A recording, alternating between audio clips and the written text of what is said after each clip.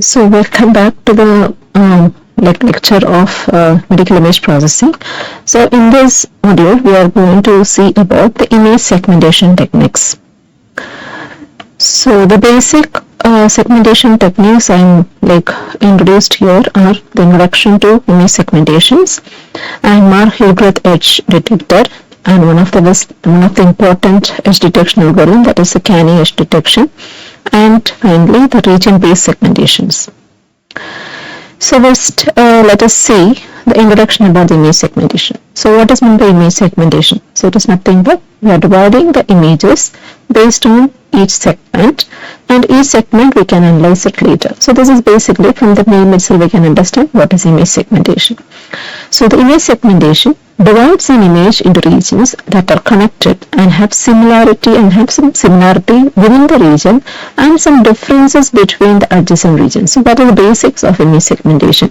So we are dividing the images based on its similarity and based on its differences between the adjacent regions. So the goal is to finally find individual objects in an image. So in segmentation, actually the input and outputs are images. Inputs are images and outputs are the attributes extracted from the images. The process of partitioning an image into multiple regions, so that is called what? The image segmentation. So typically we used the local objects and the boundaries in the image. So similarity. So what is meant by similarity? Similarity may be due to the pixel intensity, color, or the texture. The differences are the sudden changes, sudden changes in the images. So that can be a sudden change in intensity or a sudden change in, like we can see in the line, or we'll call it as a edge. So the similarity is based on the region-based segmentation, basically we'll call it as, and the discontinuities, it is based on a line, a point, a line, or an edge. We can divide the image. So the similarity also, like in the similarity based in segmentation, so we are having different types of algorithms, that is based on the thresholding algorithm, region growing, and the region based algorithms such as region growing, region splitting, and region merging. So there are three kinds of discontinuities as I discussed in the previous slide, that is a points, line, and an edge. The most common way to find a discontinuity is to scan the small mask over an image. The mask determines which kind of discontinuities to look for. So we are having an entire image. So we have to scan a 3x3 mask. That is 3x3, or that is depends upon your wish. So mask should be a small, and that should be span over the images. So we can see over here in this slide, we can see a mask here. So it is a 3x3 mask. So what is meant by the point discontinuity? So in this, so the point discontinuity, we can use a mask. So that is given over here. It's a point mask. So in this figure, you can see that it is the first one is an extra image of a turbine blade. So you can over here, and in this you can see a small kind of dissimilarity over here. It's a kind of a point. So the next figure, it shows the result of point detection. So when you're doing the result of point detection based discontinuities, you can see a small point over here. Okay, so this is how. So in this entire image, a point can be detected. So this is nothing but a dissimilarity or a discontinuity in the image. So it is basically done using the sharpening filters like we have discussed in the previous modules, and the second order Laplacian filters. The point has been detected at the location on which the corner is centered if the absolute value of the response of the filter at that point exceeds a specified threshold value. So this is how we are doing the point detection. So we are detecting a location at which the corner is centered, and if the absolute value of the response of the filter, if it is exceeds a particular threshold, then we can detect it as a point. So next one is nothing but the line discontinuities. Only slightly more common than point detection is to find a 1 pixel white line in an image. Okay, so it is nothing but 1 pixel white line. So we can see a pixel, and next is nothing but a line. So for digital images. So there are 3 points, straight lines are used, that is the horizontal, vertical and the diagonal. So from this like these given here are nothing but the kernels for finding the line detection. So here in this horizontal we can say that the 2 so this all this center pixels only we are going like taking into consideration. So this is nothing but a horizontal mask, and this is nothing but a plus 45 degree mask. So here you can see that the diagonal things, all the 2 pixels are like aligned towards a plus 45 degree diagonal, and this is nothing but the vertical mask, and this is nothing but the minus 45 degree mask. So next is nothing but the edge detection. It's a very important thing. So edge is different from a line. So model of an ideal digital image. So here you can see that here, okay you can see the ideal digital image, and here the gray level profile of a horizontal image. So here you can see that a continuous, like it's a like abrupt change in the like gray level transformation, so black to the gray. So here we can see it is a straight line. But when you see into a ramp profile, so here you can see the discontinuity, or the like from black to gray, it is nothing but gradually. So here it is nothing but a ramp level of discontinuity. So this both we can take it as well, and each kind of discontinuities. So this approach used frequency or segmenting this approach used frequently for segmenting the image based on the abrupt change in the intensity. So that is like applications where we are using the edge detection.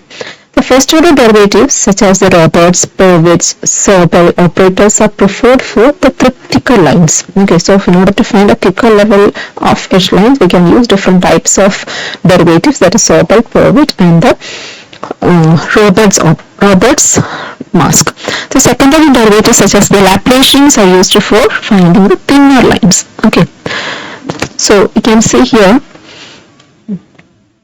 So the discontinuities can be given over here. So here this is a ramp kind of discontinuity or a edge discontinuity. Here also the abrupt change you can see over here, and this is also here. So wherever we can see an abrupt change in the discontinuity, we can use an edge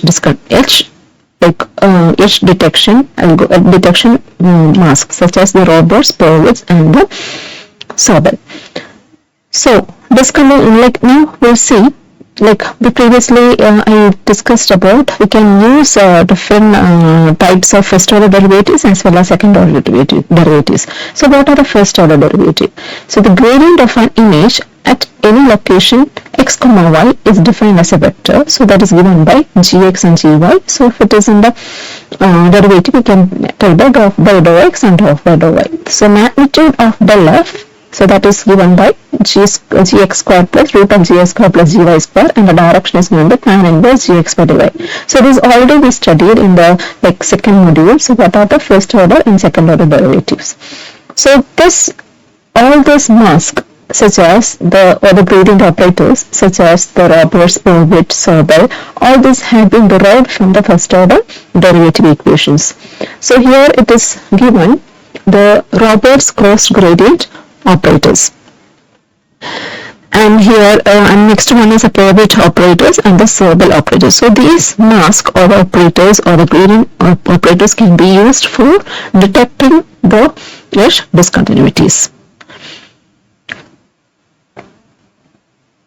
So here this is an example of a Purwitz and Sobel mask for detecting the diagonal edges. So here an image that shows the detection of discontinuities for an example. So here this is an image, it is an A, it is given an original image. So here gx, okay, so the B is nothing but the gx component of the gradient of the x direction. So here you can able to see that in the gx, okay, so it is nothing but the gradient operator we are applying. So the x axis will be more prominent, okay, all these thicker lines in the x-axis are prominently visible over here. And this is the third picture, it shows the gy gradient axis, nothing but, so the y-axis, okay, so that is the vertical lines of all the thicker lines of the vertical lines are prominently visible here. So now what is the beauty of the gradient of the image? So gradient of the image is nothing but the magnitude of gx plus gy. So when you're doing the magnitude of gx and gy, when you're adding both, you'll be getting prominently all the edges or the discontinuities in the image can be prominently visible in the image. So this is why we are using the edge detection. So this is another thing, gradient operator, that we are using an original image and smoothened with a image smoothing filter, a mask of 5 cross 5. So when you're smoothing the image, so you will be getting more clarity in the edges. So next one is the diagonal edge detection. So here, so already we have studied about the horizontal and vertical edges. So now we'll see about the diagonal edge detection. So this is nothing but the results of using the mask in 10.9. So that is nothing but the the diagonal elements we are using in the plus 45 degree. So here, so you can see the diagonal Sobel or Pivot or Roberts operator we can see over here in the plus 45 degrees slanting. So you can see here the plus 45, all the slanting in that directions are more prominently visible, and this is for the minus 45 degree. You can see the next negative or minus 45 degree diagonal elements are visibly seen over here. So now we'll come about the second derivative discontinuities. That's nothing but the Laplacian of a 2D functional element. So always that comes to the image processing and the second derivative comes, it's nothing but the Laplacian. So the Laplacian mask, it is given by here over here. So it is nothing but dou square f by dou x square plus dou square f by dou x square, the second derivative. So all this mask already we have seen in the second module. So this is the mask we're using for the second derivative. So next we'll see about, so here it is given a medical image of the implant brain where the edges are prominently visible by using the Sobel operator. So next we will come across the very most important algorithm is nothing but the Marr-Hildreth edge detection. So what is meant by Marr-Hildreth edge detection? So the Marr-Hildreth edge detection is nothing but, so it should be so already we discussed the method that do not consider the edge characteristics and the noise content. So what are the salient features of this algorithm? What are the salient features of edge detection? It should be a differential operator capable of computing a digital approximation of the first and second derivative of every point in an image. So that is one of the conditions for doing the edge detection. So whatever the operator we are using, it should be a differential operator and it should be computing a digital approximation of the first and second derivative of the image. And next feature is nothing but it should be capable of being tuned to any of the desired scale. Okay, so that are the two salient features that we need for the Marr-Hildreth algorithm or the edge detection. So now, how we are doing the Marr-Hildreth algorithm? So first one that we are doing is nothing but we are going to smoothen the image by using a Gaussian filter. So next, after that, what we have to do is nothing but apply a Laplacian operator to the smoothened image. So that is why we are calling in one word LOG or the Laplacian of Gaussian. And the third step is nothing but you have to find the zero crossing. Okay, so how to find the zero crossing? So we'll see before going to that we'll going to see how to find the zero crossing. We'll see about the how to do the detection. First what we have to do the first step is nothing but the Gaussian smoothing. So we are having the image I, the smoothened image S is given by a Gaussian filter multiplied by the image. And this is given by this equation. So you can use the Gaussian filter as given in this thing. You can use any kind of Gaussian filters.